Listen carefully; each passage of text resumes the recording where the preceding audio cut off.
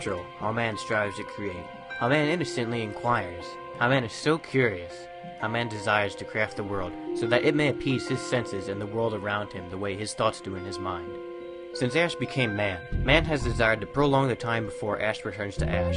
He has learned much about the world around him, all to better himself in his ways so that he may be more efficient, more knowledgeable, and better prepared to survive the overwhelming prowess of nature and her denizens.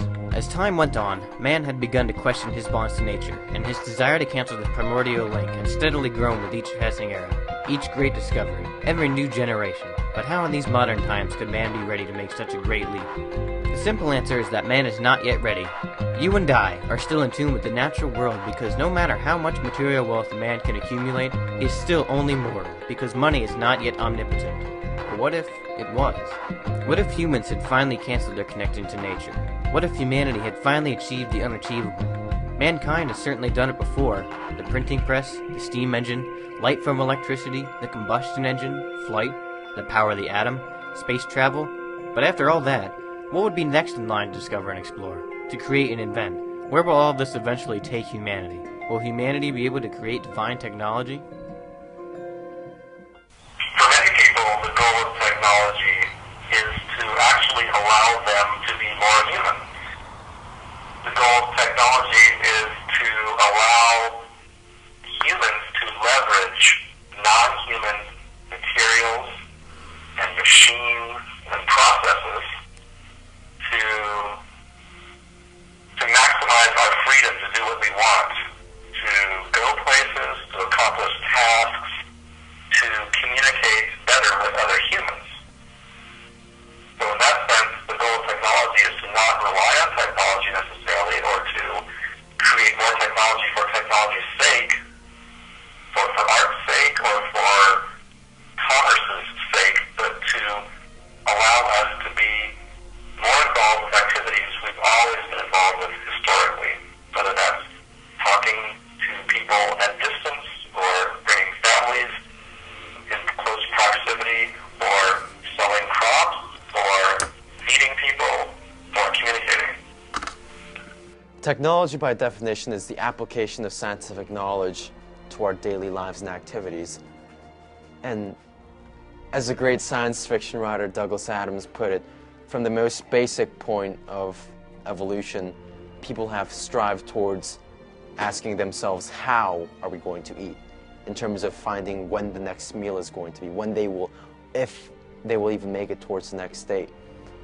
As society and people's minds and intellect develop, individuals have started asking themselves, why do we eat?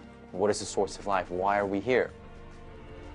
But in this day and age, people have stopped asking themselves those sorts of advanced questions. No longer do they ask themselves, why do we eat? They ask themselves, when are we going to eat? Where are we going to eat? Because now our main focus in life is not a sort of spiritual enlightenment, but the pursuit of ecstasy and enjoyment. To be human is to understand. To be human is to acknowledge. To be human is to err, but forgiveness? Why is that divine? Because we can make it so? But is it so? Do we really all desire happiness? Or merely the status quo? Or do humans crave more than the simple pleasures in life? Or perhaps humans want something grander, to be part of something like the pursuit of a goal larger than themselves? The answer isn't clear-cut, nor the same for anyone. Humans are creatures of change. However, humans are also creatures of habit, and traditions they hold dear tend to clash with new cultural ideas that form with each passing era. And with each passing era comes deeper and broader connections to the global community. The printing press brought knowledge to the wealthy. The Industrial Revolution brought stability to nations and the masses. The automobile brought highways and roads that interconnected nations extensively. The radio solidified this connection by unifying peoples of a nation behind a single cause. The airplane interconnected the nations of the world, and now the information age has brought knowledge into the palms of our hand. All these phantasmal inventions are a testament to the prowess of humanity's ingenuity, to the creative depth of the human mind. Why? How? Simply because nothing is impossible. To our extent, human beings are the only living organisms that are able to not only be self-aware and sentient, but also be able to create societies and wield the power to destroy them. I think considering the current exponential rate at which science and math are developing and growing, there's no end to the possibilities in the future, especially thousands of years from now. Humans could theoretically make themselves an immortal race, considering maybe not each of us being immortal, but the race itself being immortal, considering the advances we're making in developing our planet and even colonizing other planets if necessary. I think there's amazing and promising things in the future, not just for entertainment, but also for necessities of human living as well. In the next 100 years, I presume that regenerative medicine will have been completed and perfected to the point that the average person will be able to not only regrow scar tissue or regrow fingers, but to regrow whole limbs, regrow even damaged nerves and entire organs, which will in effect make us biologically immortal. Would each of us individually being immortal really be a good or a bad thing for society? And I guess there's no way of telling because it hasn't happened yet, but there's definitely pros and cons that could be argued. I mean, on the pro side, you're immortal. You never have to die. But on the con side, you have to think about, if you were immortal, maybe you'd reach a time at some point in your life when you'd wish you were able to die. It's an interesting thought. That only makes us fear that if people do not die, will problems like overpopulations be completely hard to control? Will we have to stop making children? These are problems that people have been thinking way before even cellular regeneration was thought to be possible within humans. However, I think it is our responsibility to not only learn ourselves, but to teach the newer generations that are to come to truly think about the morality of development of science rather than blindly pursuing science. The ideals of Romanticism believe that the fuel of the human spirit of ingenuity and creativity are limitless, boundless. Humanity owes everything to nature, for the human must revere that which created him. But what happens when the creationists surpass the Creator? Will that day come within our lifetimes? Or even at all? Do we owe anything to nature? The modern belief is to protect nature and her denizens, but truly, what ends do they serve us? Why do we let it live, if only to use nature for a purpose of our own design another day? Or what if someday humans create their own nature, and a new creation springs forth to call us their creator? One may cite divine sources as the ultimate origin of such intellect. However, many people have started questioning this and to a certain degree have started exploring the fundamental physics of thought and the fundamental physics of the reality that people perceive. And this, from a purely scientific point of view, is merely the interaction of electrical signals being transmitted from neuron to neuron. However, because this cannot be observed simply by eye, many people, even those who are observant in the scientific community, oftentimes believe that there is a higher meaning towards the life that people and the life that individuals live. I don't think there is any one purpose to life. I think, if anything, the purpose of life is simply to live. But within living, there's all kinds of different subcategories. There's love, there's friendships, there's music, there's art, there's expression, there's math, science. And I think there are deeper levels of life. Maybe not a deeper single purpose, but there is a deeper connection between human beings. And whether you define this as a connection, as a spiritual connection from God, whether you define this as simply a connection on a spiritual level, whether you want to find a way to scientifically explain it, maybe a connection between our minds, no matter what, I believe there is some sort of a connection there. And we need to appreciate that. And when we do, it not only leads to, the stereotypical things one thinks of when they think of a connection between humans, like world peace, but it leads to a deeper connection and understanding with art forms, for example, because when your mind can understand the mind of the person creating the art that you're observing, you can really observe that art on a deeper level. So I think there is maybe not a deeper purpose, a single purpose, but deeper levels and meaning and deeper important aspects of life that we need to be in touch with. Humanity will surpass every dream once dreamt, every hope once born, every natural law once forged. How? Because humanity possesses the innate power to change itself, ahead and faster than what nature can do with evolution. It takes millennia for a species to adapt to a colder temperature or a new predator, but humans would simply craft coats or new weapons.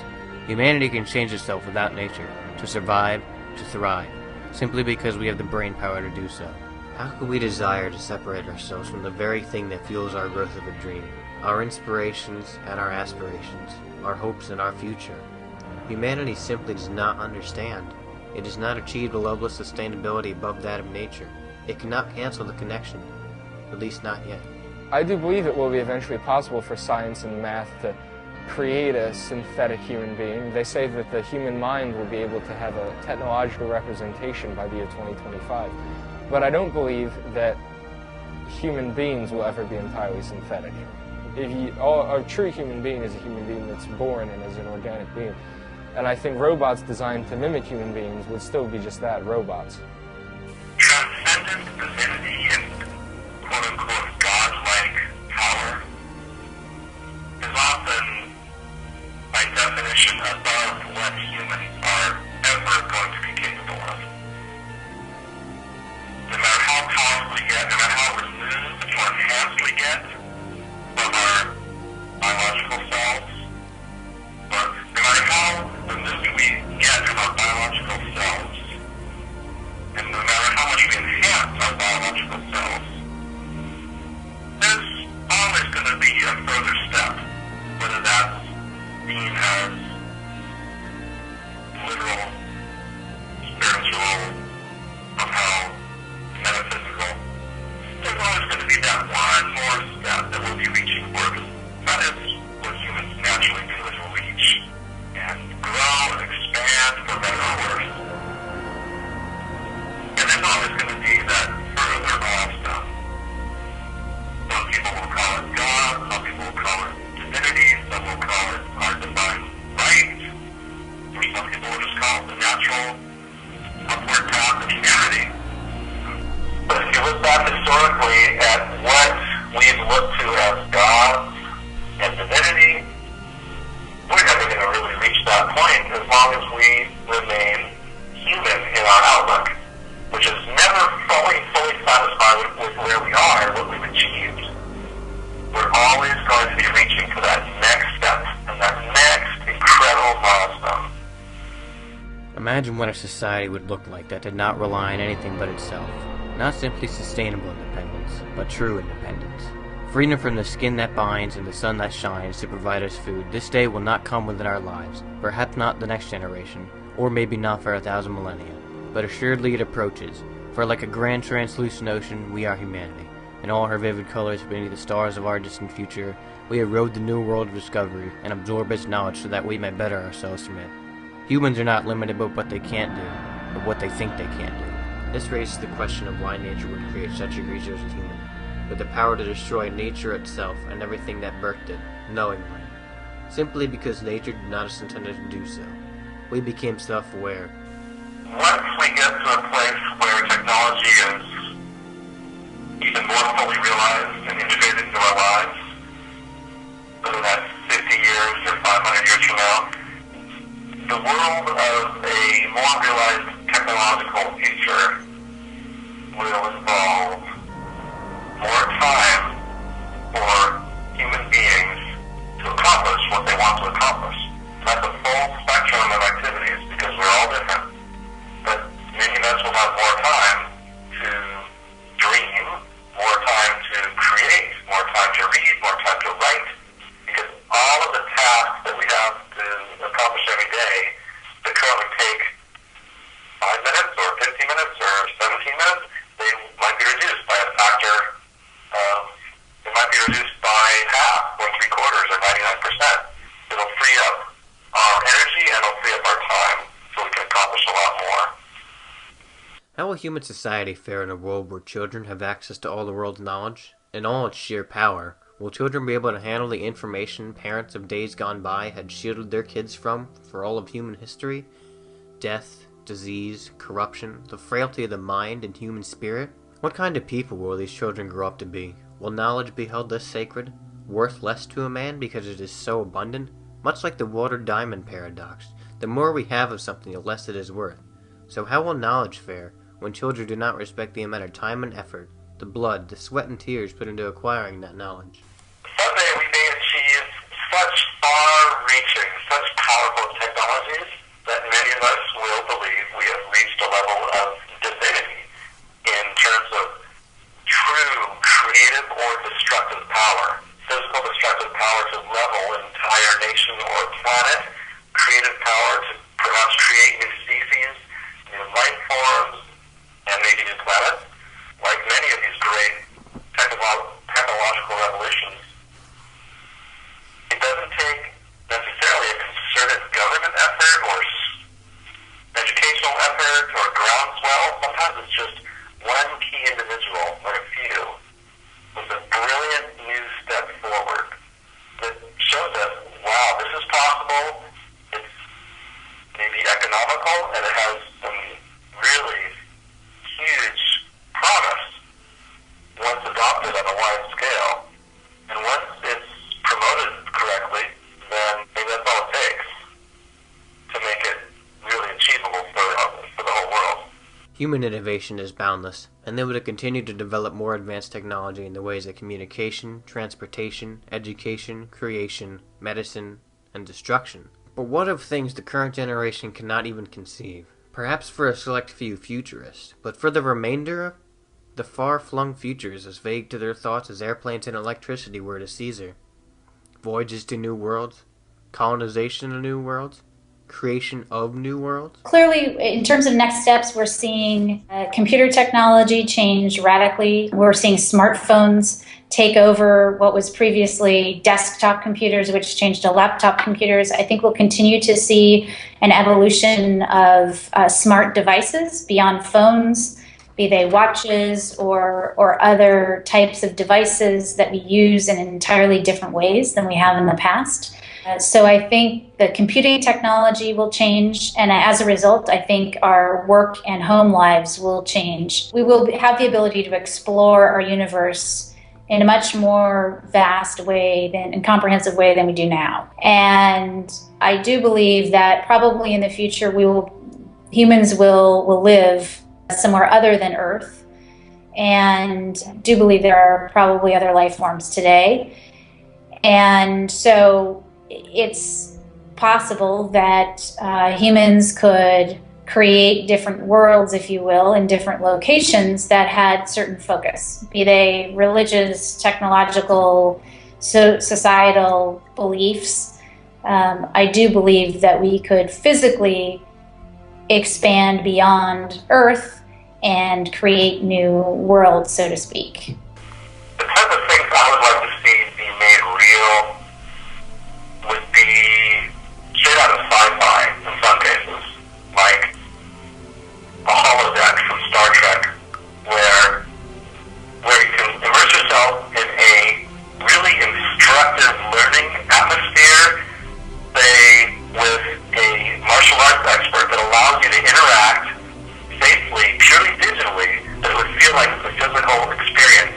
You could actually practice learning a skill such as martial arts or snowboarding or how to make a great smoothie with equipment and materials and maybe even human interaction that feels so real that your brain really can't tell the difference. And when you walk out of there, it's as if you've had a physical, real-world experience and with the same benefits. Science and math in the next, say, 100 years will be beyond where we can imagine right now, even, because given the surge in exponential technology, the pace is going to outstrip anything we can imagine.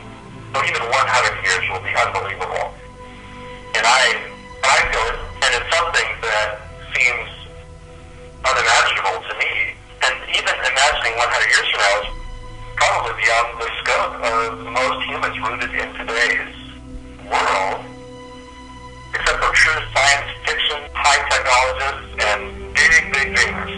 In 500 years, 1,000 years from now, we may really be altering our physical landscape and our own biology so much that we're going to be integrated with the machine. And Ray Kurzweil's singularity will really be coming true, where the fusion between what is human and what is technology, what is machine, will be so blurred that it'll be hard to tell where one entity leaves off and one begins. In a million years, that's anybody's guess. We may not be here anymore. Whatever prevails in a million years is going to be pretty radically different than what exists now. Humanity will eventually be able to escape the myopic fog of tradition and move into the light of a new era. Humanity could defy those with entrenched opinions who would keep its peoples from change, and thrust itself into a world where science has discovered immortality, world terraforming, cloning, teleportation, artificial life, where humans possess the power to play God, to utilize divine technology. Myriad are the issues humanity will encounter, and each issue will provide a new challenge for the brightest minds of the age. But with perseverance, determination, and audacity to explore and push humanity's boundaries into the great beyond, humanity, you and I, we can forego all that we know to craft a new world in our own image.